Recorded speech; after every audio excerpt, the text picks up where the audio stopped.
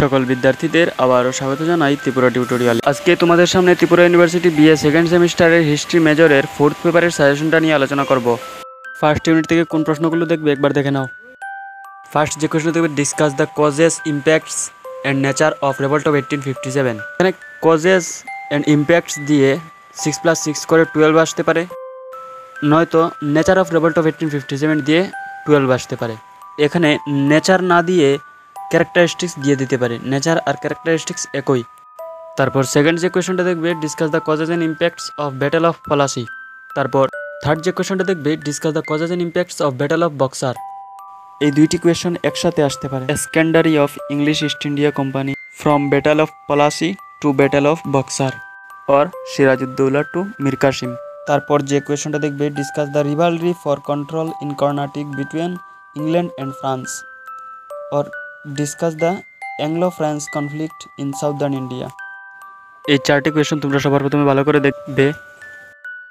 তারপর তোমরা এক্সট্রা করে এই কোয়েশনটিও দেখতে পারো, discuss the activities of European merchants.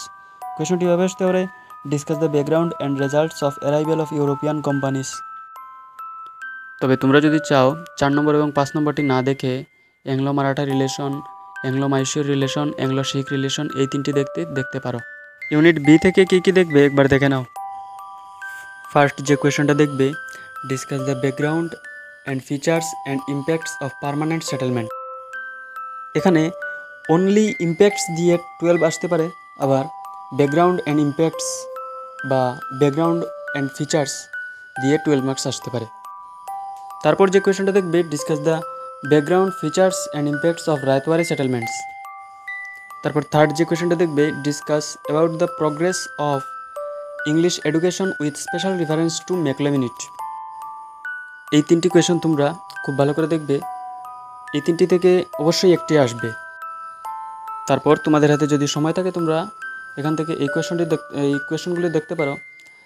Socio religious reforms movement থেকে রাজা রামমোহন রায়, বিদ্যাসাগর এবং ডিরোজিও বা ইয়ং বেঙ্গল মুভমেন্ট। এবারে দেখে নাও ইউনিট সি থেকে কোন কোয়েশনগুলি দেখবে।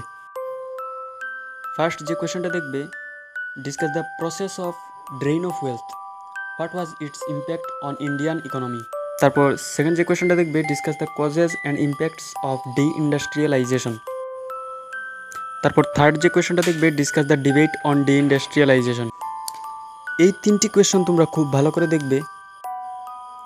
এই চারটি কোয়েশন তোমাদেরকে দেখতেই হবে, তবে তোমাদের হাতে যদি সময় থাকে তোমরা এই কোয়েশনগুলিও দেখতে পারো। Discuss the background, provisions and limitations of Morley Minto reforms act. Discuss the background, provisions and impacts and limitations of Montagu Chelmsford reforms act. First যে কোয়েশনটা দেখবে, discuss the rule of Subhas Chandra Bose in Indian freedom struggle, mention the rule of INA leaded by him. তারপর second যে কোয়েশনটা দেখবে, discuss the factors or background of formation of Indian National Congress. তারপর third যে কোয়েশনটা দেখবে, discuss the aim, activities, importance and limitations of moderate movement. কোয়েশনটি এভাবে আসতে পারে, who were moderate, explain the activities and importance and limitations of moderate. তারপর fourth যে কোয়েশনটা দেখবে, discuss the causes, features and impacts and limitations of extremist movement. কোয়েশনটি এভাবে আসতে পারে, who were extremist, mention the features and impacts of extremist movement. তারপর 5 নম্বরে যে কোয়েশনটা দেখবে, discuss the causes and impacts of স্বদেশি মুভমেন্ট ইন ইন্ডিয়া।